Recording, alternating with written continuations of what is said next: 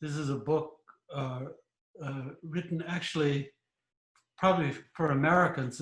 It then and now makes more sense because I wrote it during a period of great disruptions of city life at the end of the 1960s, which are like the kind of disruptions that are happening now with Black Lives Matter, Portland, and so on. And what I was interested in is the kind of the culture of living in a complex, disorderly, disrupting environment, and how that culture, which is urban, which is overstacked with conflict, relates to the design of cities, which when I first wrote this book, were overdetermined, very rigid forms. High streets were being torn down for shopping centers. The physical environment was being rigidly ordered at the same time that the culture wanted more freedom and more disruption of order. So that's basically the setting for the book. I was sort of interested, the subtitle is called Personal Identity in City Life, because I was sort of interested in the effect of all of this on people growing up. Would they have a sense that they could manage disorder, that they could live with disruption, or would they be defeated by it and retreat back into sort of fixed identities, fixed sense of place and self that withdrew them from the city? And that again is an issue for us today. I mean, how can people live more complex lives than just being slotted into a category or a ghetto as black, white, gay, straight, whatever? So that's a setting in which I wrote this. And all I'd say about what's happened now for me is that I've become more and more interested in the physical and architectural side of this. That is, how do we actually create communities which are open, which allow people to experience complexity and so on? So my thinking has moved a little from the sort of the psychological, the cultural, into the architectural. And this one's for Pablo. How did you come to work with Richard, and what were your sources of inspiration for writing the book? So I read The Uses of Disorder when I was 25 years old. I was a master's student at UCL. I was doing a master's in urban design. And The Uses of Disorder had a strong impact on me, both in my thinking about the city and also in my personal life, and in the way, I don't know, in the way I feel, face kind of like difference, in a way that I face events in the city and so on. So as a master's student, I saw also parallelisms with what was happening kind of like at the beginning of the global financial crisis. It was 2008, 2009, and then what happened in the late 60s. And also I saw parallelism in terms of urban design, of how the cities were made kind of like with order as a main principle. So when I read the book, I thought, how could we turn these ideas around disorder, about facing difference, about facing complexity, about unpredictable, I mean, designing public spaces for unpredictable outputs and unexpected social interactions. So how could we design these spaces? So I started experimenting through drawing, through my own ideas, through developing Richard's ideas, how to take these ideas from the paper to the plan, from theory to practice. And this one's for you, Richard. Do you think design and disorder, this is the book we're discussing today, do you think that's an oxymoron? No, hardly. No. Disorder, of this kind of challenging sort, you know, that makes things more complex, more multiple, and so on, less resolved. That just doesn't happen naturally. The natural tendency is to design control. That's how power works. And you need to have a strategy for undoing. That's why I say it's about disruption. The norm is control. And freedom is something that has to be made in design, just the way it has to be made in political life. So it's hardly an oxymoron.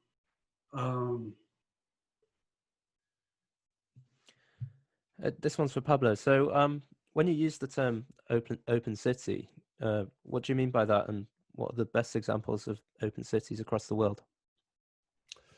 But this is a term that actually Richard developed, and I think Richard took it also from Jane Jacobs. And the idea is to have a city that can evolve and change and grow and adapt, and then it has the conditions for doing that.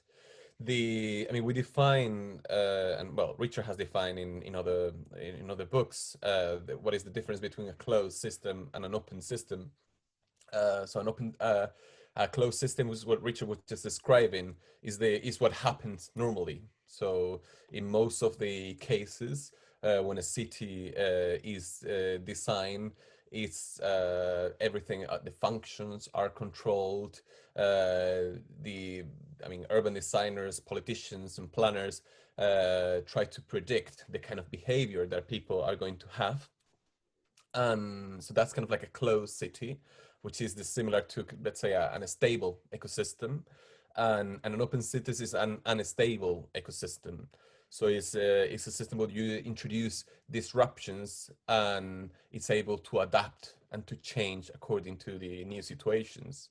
And I think in the book we describe a few places like that. We describe, for example, the case of Gillette Square, which is here in Dalston in East London, which is a square that there's been different kind of like architectural interventions in the square.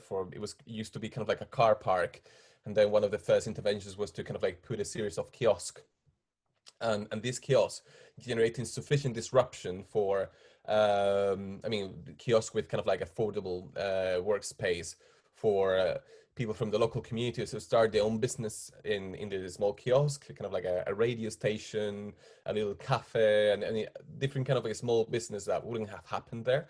And that started, and they encouraged people to gather around the kiosk and start developing social activities. And then after that, it came that the decision to repave this square, which generated even more social interaction. And then after that, there was another group of architects that started putting a series of containers there, with different material, different elements, different play equipment, visual equipment, that again generated possibilities for more things to happen. So it's a city that it's a piece of the city that keeps evolving, but it's not a closed system where everything is predicted, but with new kind of interventions or disruptions generate new possible situations. I think that's the definition of an open city. Yeah. What I'd add to that, just in terms of the work I do for the UN, that a lot in the emergent cities in Latin America and Africa, and to some extent in Southeast Asia, are places in which the informality is a way of people's experience of open city life. That is, they're not very planned. In a favela or a barrio, things are cobbled together. And the threat they face is that development always seems to mean closure. That is, to take away that informal aspect of making do and impose some kind of order on it, as though that this were a way of developing the city. And oftentimes that disprivileges people's ability to make a living, since they live in the informal economy. They deal, if they're traders, they deal in untaxed or even stolen goods. If they're workers, they deal in the situation where they get paid in cash, where and so on. And attempts to sort of improve their condition by formalizing their lot instead of working with informality as a resource often have this self-destructive aspect that people lose a means of livelihood, and they certainly lose the experience of community as their lives become ever more economically and functionally segregated.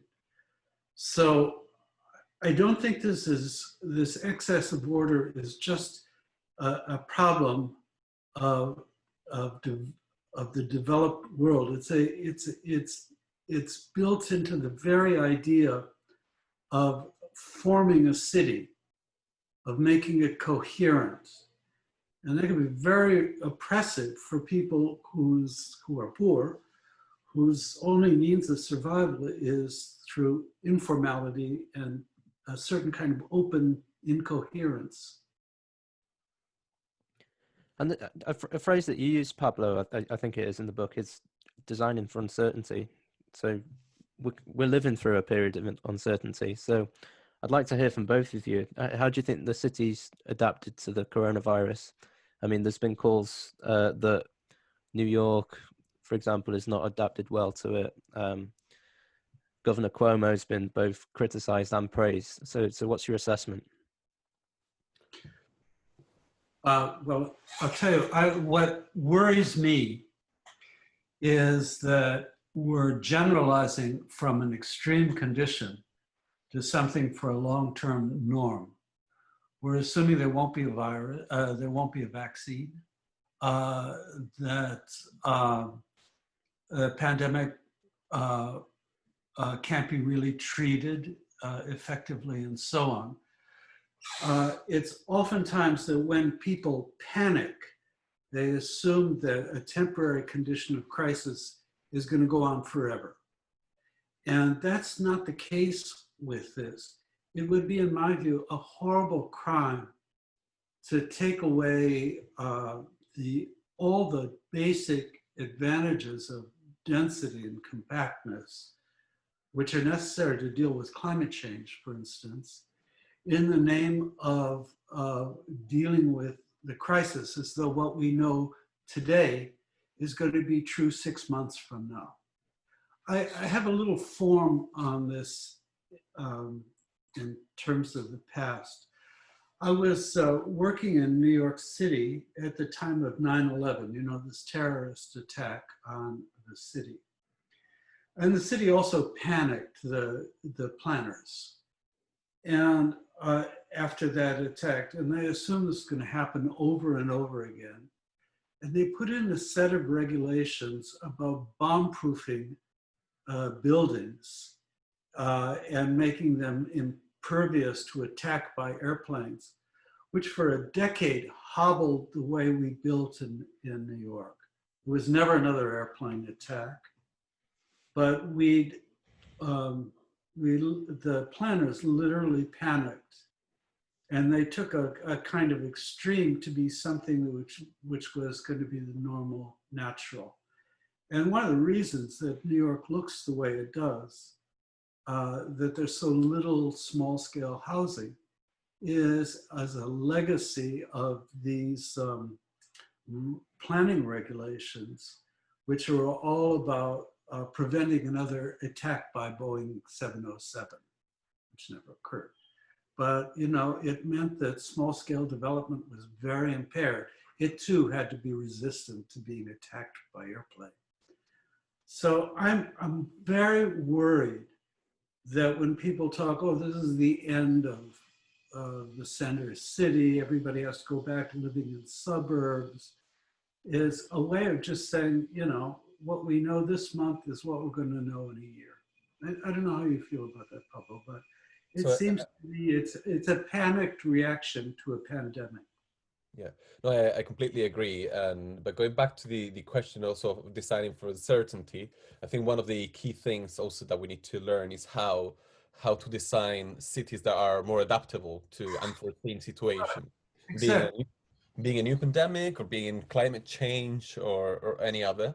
So now building cities, I mean, what we meant about open cities is cities that had the capacity to adapt itself to, I mean, its built environment to different situations, to suddenly being able to extend public spaces or reduce public spaces or create different kind of like bubbles in different areas and things like that to be able to adapt. And another thing that we should learn, in addition to this capacity to adapt, you know, is also the importance of not living in the individualistic lives. I think that's something that that I mean, most of the urban developments are starting to be planned for kind of like very individual capitalist kind of lives. So if you see, for example, I don't know. I remember I was in Canada a couple of years ago, and what I saw there is like most of the developments were kind of like condos of kind of like one bedroom apartment, and you would see kind of like that happening everywhere. So there's no understanding of any kind of collective living, and I think that's also something we kind of need to learn how to create built environments also that allow creating relationships of solidarities between neighbors, creating collective infrastructure, mutual aid networks that have existed during the pandemic and have demonstrated to be very helpful.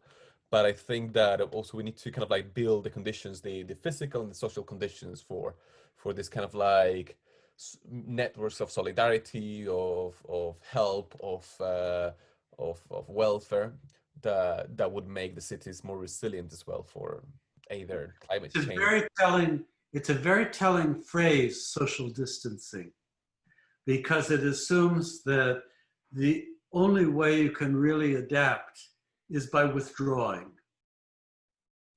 Now Yeah. it's true, you know, it's true for if you have no other tools, you have no vaccines, you have no medical treatments, and so on. Maybe in the extreme, you have to withdraw. But as a long-term idea, the notion that you are flexible because you've withdrawn from other people is a disaster. And it would be terrible if we built cities that socially distanced people. It's the last thing in the world we want.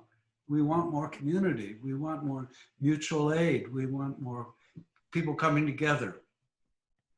So I don't know.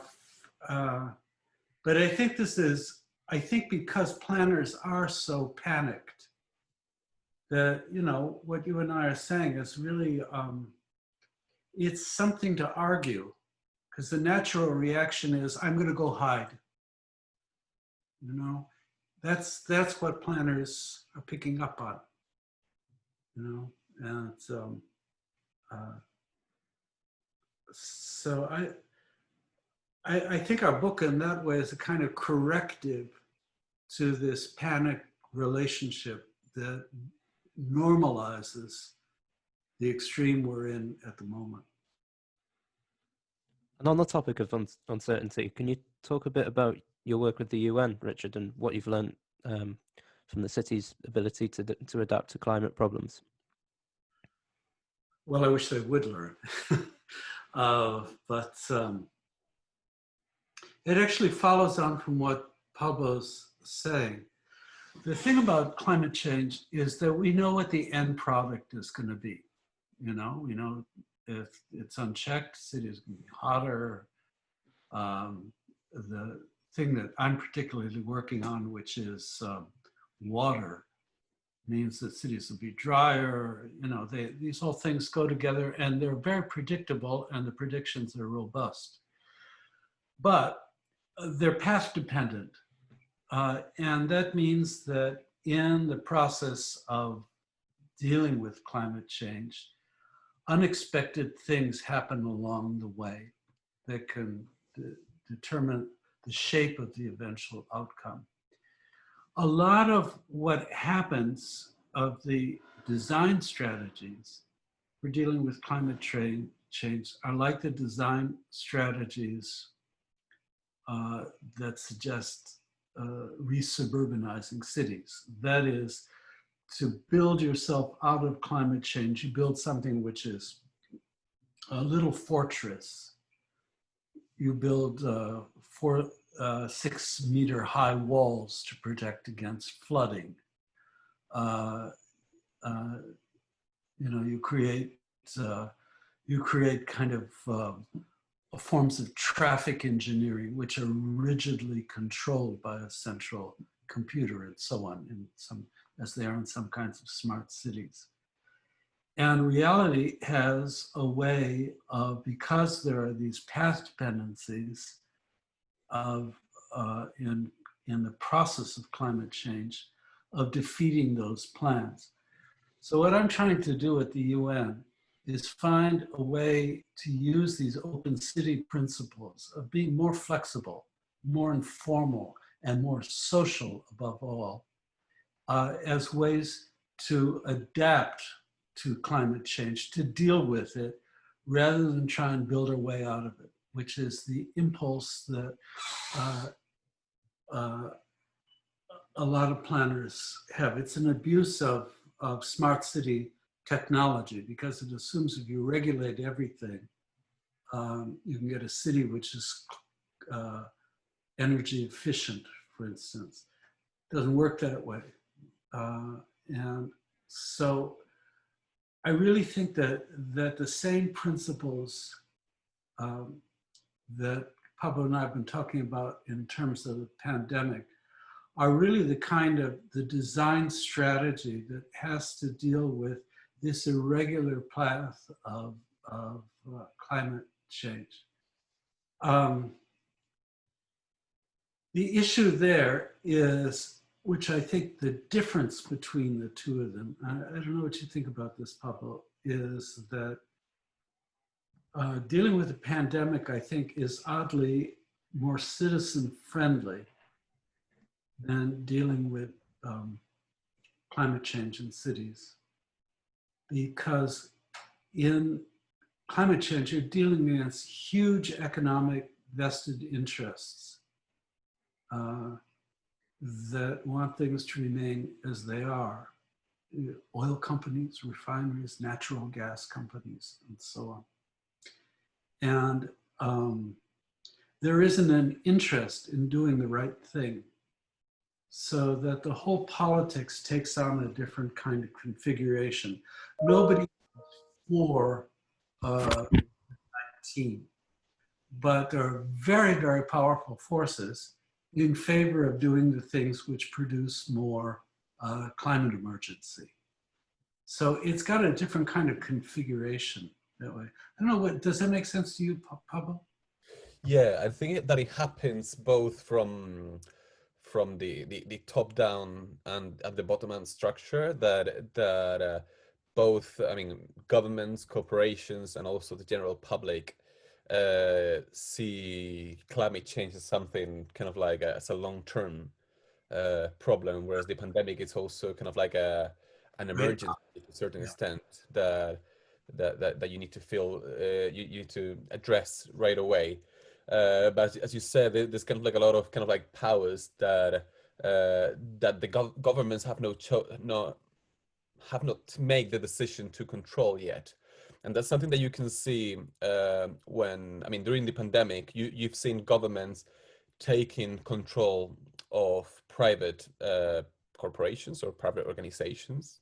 For example, you could see that in Spain, they took they used the facilities of certain private health services and things like that. So you could see how, in a way, the government put the public interest on top of the private ones, but that's not happened, or has not happened yet, with climate change. I think government have not taken over the powers from private interest in terms of climate change, and they don't seem that they will do it at any point soon. And if they do it at some point, it might be because it's too late. That's the. So in other words, socialism and the open city go hand in hand, fighting against Look, I have to go back to this other meeting. So can I say goodbye to both of you? Pablo, I see you day in and day out for this. And Ryan, thank you very much for arranging this talk. And Thanks, Richard. Okay, bye-bye. Bye-bye. Thank you, Richard. Bye. So I've got a few more questions, if that's all right. Yeah, I have some time. Yeah, I do have like another. Yeah. Sure. So you've touched on it earlier, but how can cities be designed in a way in which they are responsive to social justice issues, so inequalities and homelessness crises and the housing crisis generally? Well, the design has its own limitations. So I mean, one of the ways you could critique our book is that saying that you could try to say, okay, design cannot solve anything. It can't, but it definitely has certain contribution, and I think urban designers can have some things to contribute to. And one way we discuss this in the book is through how to do that through I think we call it with network and municipalism. So something that goes from both from the bottom up and from the top down. So in terms of from when we talk about networks, I mean, we are kind of like inspired by movements like the squatter movements in the 70s, or like the cooperative movements. That in a way is certainly in some cases linked to the squatter movements, or in general to social movements that have the ability to act as a network. And it builds a lot also in the idea of the anarchic city, which is essentially giving freedom for people to develop their own initiatives, and making the effort to connect all those different initiatives, and to support them. So creating networks means creating the conditions for social interaction, for community action, collective action, to community building, building collective infrastructure to take place. But also for allowing it to take place, you can just not wait until it happens. You also need support from the top down. And that's why we talk about municipalism as a way of being in close connections with those networks, and support them in developing collective action, collective infrastructure, social interaction, and so on. We use, for example, the example of Barcelona, which is was one of the municipalist governments that was successful in 2015 elections, and then also in 2019 elections, municipal elections in Spain. It was a government that came from social movements, so it had a strong support from very different kind of social movements, even with slightly different ideologies, but they all managed to get together with quite a complex environment. Some of them pro-independence of Catalonia, some of them against independence, some of them more from kind of like more the traditional left-wing activism, some of them more into kind of like another kind of like ideology, but they all managed to get together and create this municipalist government that also supported a lot of bottom-up initiatives, but not just supporting those initiatives, but also creating the conditions for a public energy company, for example, a public energy company that interacts with citizens in the way that citizens can become part of that company and produce their own energy and sell it to the public company. So there's kind of like a lot of initiatives that create that kind of interaction between municipal structures, bureaucratic structures, and social movements, and how to turn closed institutions into open institutions. I think that's something quite important as well. So that's more from the political side of cities, but that is strongly linked with the design. And when we talk in the book about designing a collective infrastructure, a collective public space, you need to look at both the kind of networks that are created on the ground, or the kind of work that exist on the ground, and how to support them, and the kind of support from the top down that they need in terms of funding, in terms of training, and in terms of advocating and so on. Richard spoke about it before in terms of smart cities, and what does technological innovation, so driverless cars, different forms of transport, things that could be introduced through the Green New Deal, how is that going to transform the chances of creating an open city? I think that this kind of an important question in terms of open cities, and I think both Richard and I talk about that, which is I think Richard in his previous book in Building and Dwelling, he talked about a street smart versus a smart city or something like that. Because in a way, smart cities, we should avoid that smart cities make us dumb to a certain extent. That's what Richard says in Building and Dwelling, which is, if a smart cities make us less aware of the kind of infrastructure that we use, that wouldn't make us any good. That will be, that will be advances toward making lives even more individualistic. Whereas smart cities need to make us more aware of the kind of infrastructure that exists, on how it is, on how this infrastructure can be is a collective infrastructure, not an individual one. And this is where I think smart cities should be heading to. A very good example is the way we use and we engage with infrastructure, with hot water, with electricity, and so on. Normally how it happens in most of the neighborhoods is that you just open your tap and hot water comes out. You switch the light and the light goes on, the same with the heating and so on. But we are not conscious about where this energy comes from, how it's produced. We just receive a bill every month, and we pay or not the bill, depending on how to what extent we can afford it. But if we don't pay the bill, we might get the electricity cut and so on. But there is little engagement with what it means, the infrastructure, what it comes from, and how it's produced. And what we propose in the book is that if having, for example, a collective energy infrastructure set up in the neighborhood, where the neighborhood has developed an energy co-op, and the energy that people consume in their households is part of the energy coming from that co-op, for example, from solar energy or other sources of production of energy, that creates a different awareness of that kind of infrastructure, that creates a different kind of social interaction where different people are using more or less that kind of infrastructure. What do they do? Do they pay to the community? How do they pay? And these kind of things, they generate another kind of negotiations and another engagement with the infrastructure that is very different from just paying a bill and when you switch on the lights. And what do you think neoliberalism has done to the city in the past 30, 40 years? Well, I think something that we mentioned in the book is that, disorder, when we talk about designing disorder, it means contesting the imposed orders.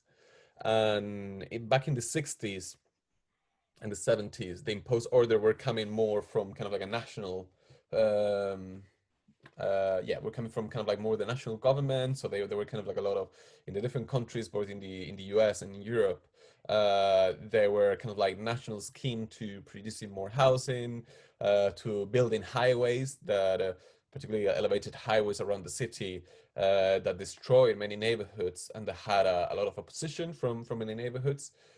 Some of them, for example, in London, that there was planned to build a massive motorway, highway. That was a great part of it was not built because of the opposition from different social movements. Whereas in the US, you saw, for example, in Boston, there was kind of like, they built a huge highway that then they had to dismantle 40 years later. So that was the kind of order that they were facing at that time. Whereas the kind of orders that we're facing today come, rather than from a national, they come more from a kind of like a global capital, global capital order. And we saw some examples of the book there, like Hudson Yards, for example, that you see that is kind of like a kind of environment that is mediated by global capital, that in a way defines that these kind of apartments need to be built there because you can sell them for over $1 million, and then you can. That's the kind of city that is created and is imposed by global capital. Or like here in London, where you have a serious social housing estates, and they are demolished because local authorities need to make some cash out of their own housing stock, and the best way to do it is kind of like sell it or arrive to a partnership with the private developers that can sell the homes to someone, some global investors in the other side of the world, like we've seen in many developments here in London. I can think, for example, of the Heygate Stay Elephant Castle, that it had over 1,000 social homes that got demolished. They were sold to a private developer, and the private developer built luxury housing. That most of the houses in the first phase were sold to global investors, and then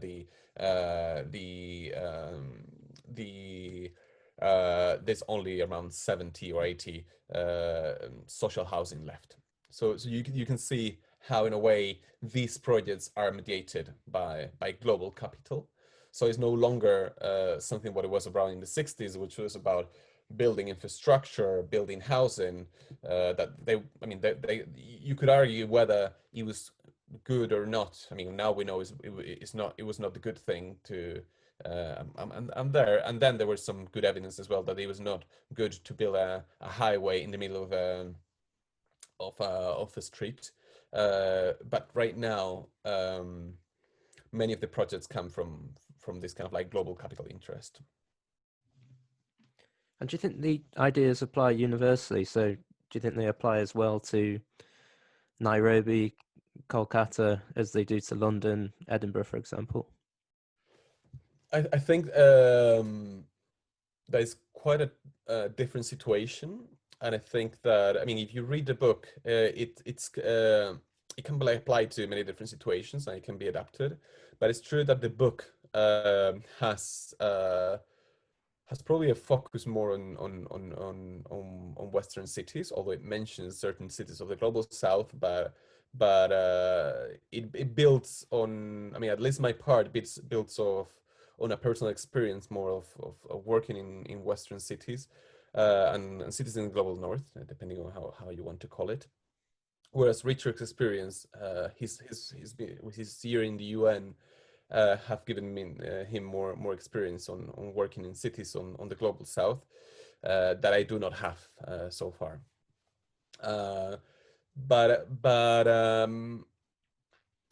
Because most of my research and my work has been concentrated mainly in the UK and in Spain.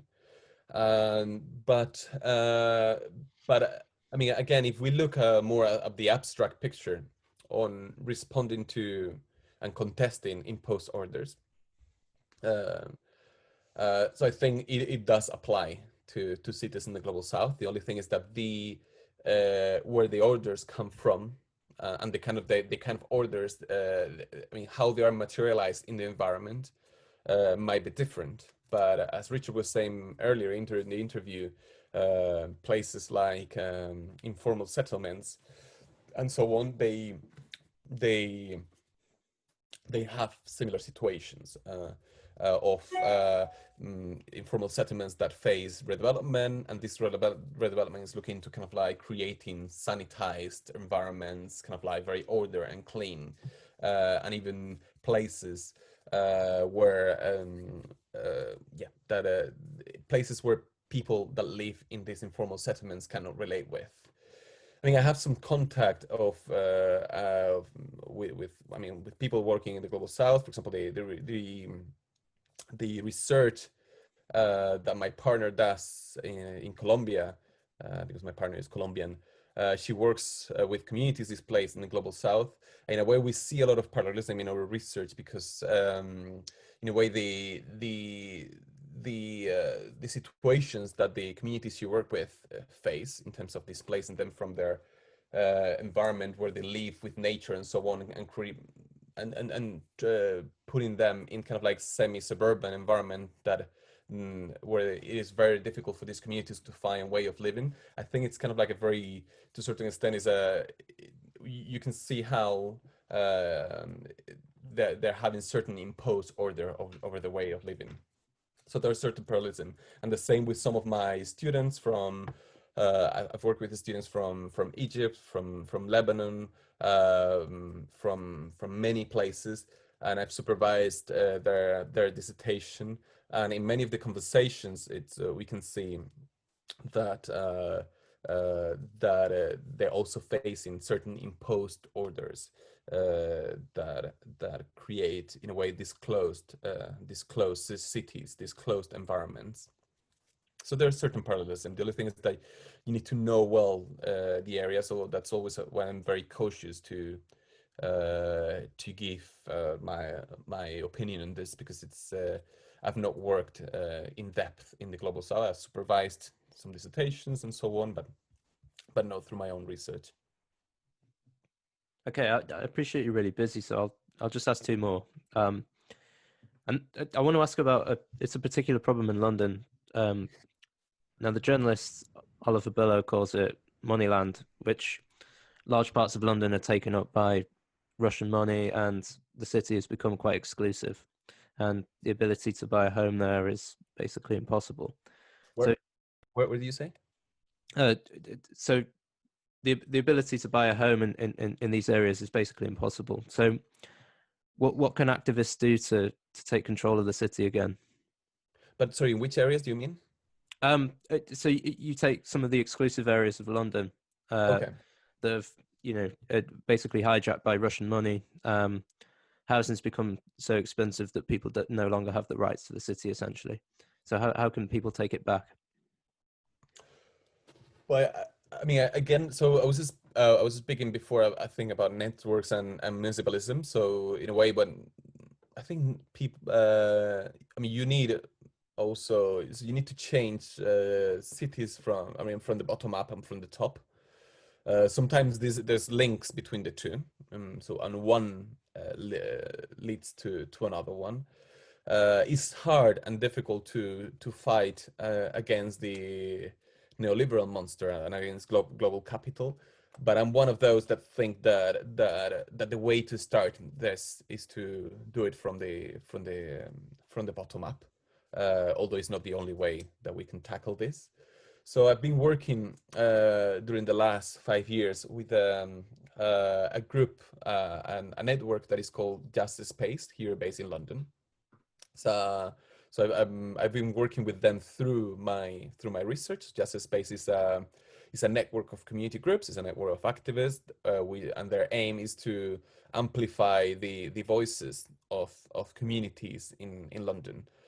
Particular communities that face displacements of their homes, small businesses that face the displacement from the business units, and I think that the work, for example, that Justice Space has done, which is generating networks between the different social movements, and through those networks trying to influence policy in one dimension, but also taking action in another dimension. So try to influence policy through engaging with the consultations on the London plan and on kind of like more metropolitan strategies, and finding ways into how to influence policy. Although in some cases the changes in policy that you can do are very marginal, but in some cases they can help. And the other way is kind of like helping community groups to take action and contest the imposed orders in the city. I recently published another book that is called Community-Led Regeneration, a toolkit for residents and planners, that is open access. So I published it with, the co-author is my colleague Daniel Fitzpatrick, and it is done in collaboration with Justice Space as well, so, and with different community groups in London. And in that book, we explored how different community groups, 7 case studies, we have 7 case studies, and we've explored how these 7 community groups are contesting the demolition of their homes and proposing alternative plans. And I think one of the key points on this book is also that these community groups are contesting developers, so local authorities, and so on, by proposing alternatives. And I think that's something very important. How it's important to have a vision for the city. And I think that's something that that is a way to go forward, because what I've learned of working with these communities is that having a collective vision help to unite people with different opinions, different political views, and but they can unite around one topic, around a collective vision, and that's something that that I think is quite important to be able to unite around one vision. So I'll finish with this one. So how optimistic are you that the open city is going to be the norm? It's going to be the model to follow across the world? So if it wasn't the norm, if it was the norm, it wouldn't be an open city. So the thing is that I think we will never reach a point where we say, okay, now we have the open city, now we can relax. I mean, we have to think about that this is going to be a struggle for forever, a constant struggle, and it's important to keep fighting, even if we reach. I mean, even in cities like Barcelona, that they've reached kind of like municipal government that is kind of like linked to a lot of social movements and so on, that they try to do kind of like very socially just policies and so on. It doesn't mean that they're facing a lot of struggles. You'll face a lot of contradictions. You will have to make political decisions that you're not comfortable with. And that's part of it. So that's part of the open city.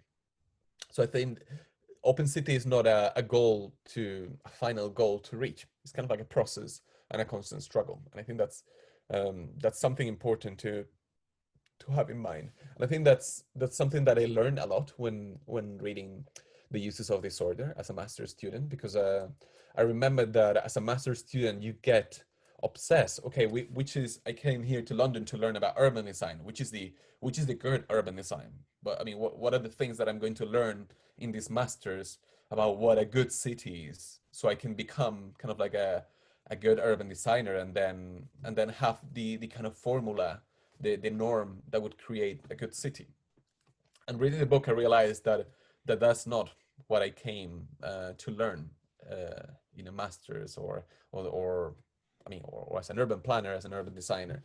That is more to learn which are the conditions you need to create, which are the contradictions that you will face, and which are the ways in which you can kind of like address these kind of contradictions, because the city and urbanism is not an exact science. There's a lot of kind of like unpredictable things and you need to learn how to deal with that uncertainty.